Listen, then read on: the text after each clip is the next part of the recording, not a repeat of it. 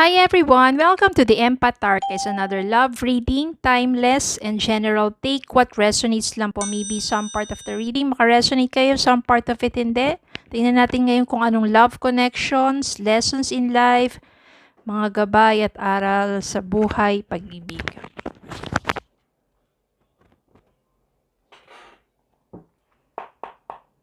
Spirit guides, send me messages. Anong love connections ito? Lessons in life and guidance ang nais yung ipabatid sa amin. Mga aral at gabay sa buhay, pag-ibig. Ang nais ninyong ipabatid sa amin.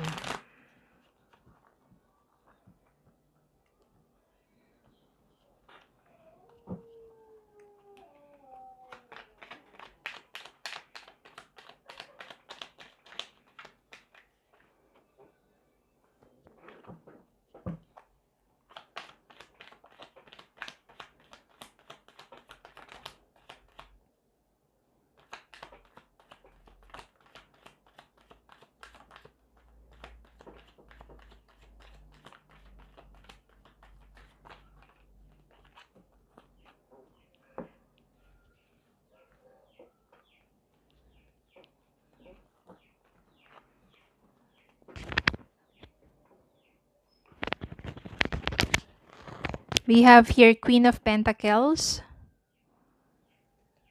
the Sun, Ace of Pentacles, Two of Cups,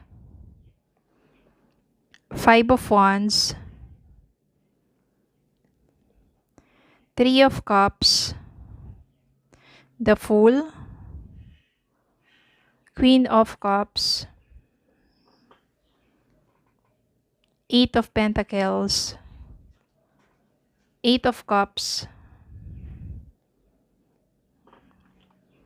and Nine of Pentacles. So, ang negative energies dito na sagap ko ay Eight of Cups, Five of Wands.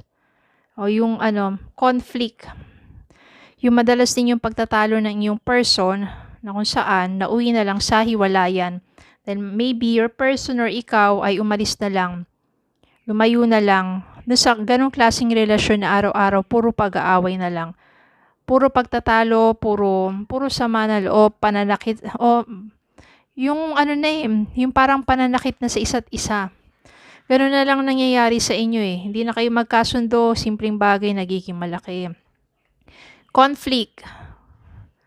Ganun yung nangyari sa inyong relationship. So, maaring ikaw ang lumayo sa kanya o lumayo yung person mo sa'yo. Kung ano pa man yung mga pinagtatalunan ninyo, hindi na pagkakaunawaan sa inyong relasyon, wala na.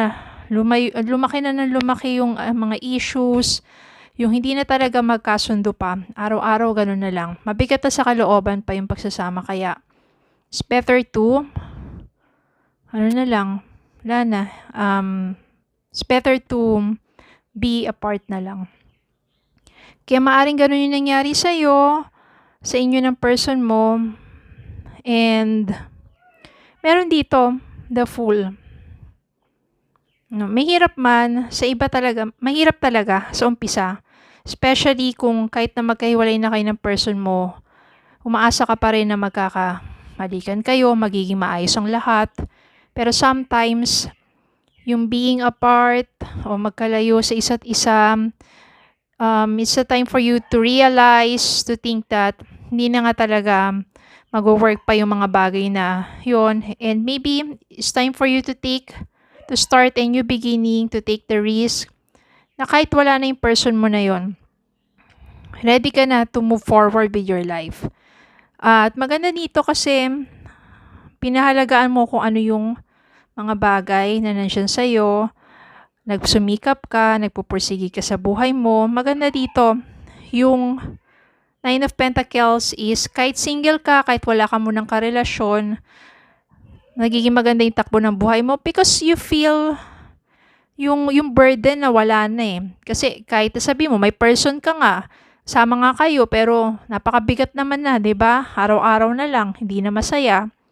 It's better for you to be single, pero okay, magaan, maganda ang takbo ng pamumuhay mo. And eventually, diyan dumarating yung self-love and care. Sometimes, you go out with your friends. Yan. Kasi mas maganda rin minsan na you take time with your friends, catching up, making stories, kamustahan. May mga kaibigan din na nakakapagpayo sa'yo. Or nalilibang ka rin. Diba? You don't feel very sad. Siya kahit gano'n naman eh. You don't need anyone to complete you. You yourself can complete you. Okay? So, nandiyan din yung mga friends mo, tumutulong sa'yo, to cheer you up, o nagpapayo sa'yo, mga friends mo na, yan, mas maganda rin yung catching up yan. And, maaari din kasi na, from there, no, circle of your friends or yung friend mo, merong, sabihin natin marireto sa'yo. Ayun yung nasisense ko dito. At yun yung makakapagbigay ng the new start, a new opportunity for a committed relationship. At maaring siya rin yung magpapakilala sa'yo sa taong yon. No, because you are so loving, you are someone who's very loving, you are someone who already have stability financially kasi na patatag mo na yung sarili mo. Masipag ka, yan, nandito yung Pentacles, yung Eight of Pentacles and yung Queen of Pentacles, naging, yung sa pagsusumikap mo, no, establish mo na yung sarili mo, naging stable ka na financially, you are someone who's very loving, kaya napaka-bright ng future mo pagdating sa love life. Someone na meron ka makakatuluyan, meron ka mamimit dito na maaring pakikilala sa'yo ng one of your friends. Okay, so, ganun talaga kapag minsan talaga mahirap mag-move forward. Mahirap bumitaw.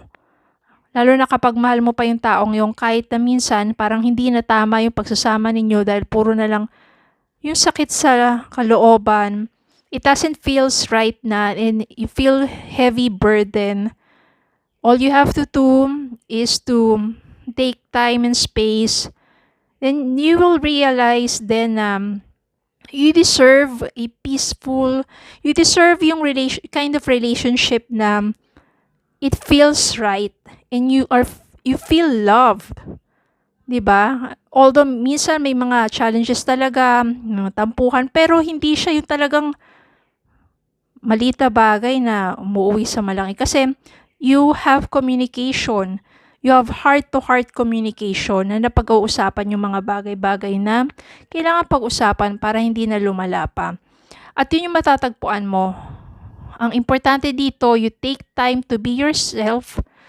O, kahit single ka, you raise your vibrations and you become more attractive. At marami kang marirealize sa sarili mo. Tataas din yung, sabihin natin, yung sense ng, yung you know your worth, yung halaga mo. Kasi dati parang kahit sobrang baba na ng tingin mo sa sarili mo, okay lang, go lang, kahit ganyan ganito, kahit hindi na maganda yung kahit yung iba, kahit maling pag-ibig, di ba? Nagpapababa sa'yo yan. Pero when you have self-love and care, you raise your vibrations, you know your self-worth, tumataas yung level of attraction mo. You will become more attractive, hindi lang sa love, at sa marami pang blessings sa buhay mo. So, yun. And you will meet someone na magiging katulad mo rin. Yung same kayo ng vibration, that you will feel love. You will feel being comforted. You will feel being, yung pinahalagaan ka, alam yung worth mo. Yung hindi ka binabaliwala, hindi ka tinitaken for granted. Darating yan sa buhay mo kapag natutunan mo ng lumayo sa isang toxic na relationship, kapag natutunan mo ng pahalagaan ng sarili mo. That's the time that the universe will give you someone na katulad, kaya nga sinasabing, you don't attract who you want, you attract who you are. Kaya palaging i-work out ninyo ang energy ninyo. Kung palagi kayong magagalitin, kung selosa kayo, kung kayo yung tipo ng, di ba, yung walang tiwala or ganun sa pag-uugali din minsan di ba? ganun din maa-attract ninyong relasyon. Kaya magiging toxic. Pero if you work your energies, do that by clearing your energies, paano ba yun? Or by cleansing your energies, paano ba yun? Always meditate. It will clear your mind, clean your heart from any hatreds. Magiging magaan ang bawat araw ninyo. At doon, tinataas ninyo yung vibrations ninyo. Yung parang kahit yung minsan na nakakainis na ng mga bagay o pangyayari sa paligid ninyo, you still think and feel positive at sobrang gaan. Kaya talaga yung mga blessings na yon, unexpectedly, talagang dumarating na lang sa buhay mo. So, just meditate, focus to yourself, and darating yung tao na it feels right because you feel loved. You feel being cared. You feel being appreciated. Okay? So, yun lang po. Maraming salamat po for watching. Please don't forget to like, share, comment, and subscribe. Follow me on Facebook and TikTok. Have a good day po and God bless.